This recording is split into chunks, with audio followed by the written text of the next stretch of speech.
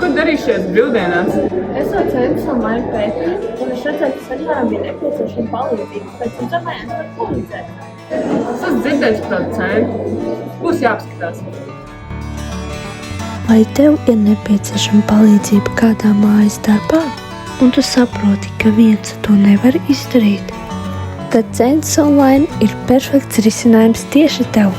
Tev ir nepieciešama palīdzība kādā mājas darbā, Googlē ieraksti centrs.online un izveido profilu.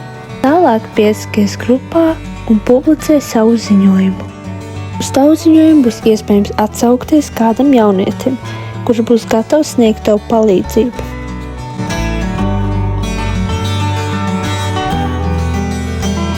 Centrs Online. Tā ir palīdzība roku rokā.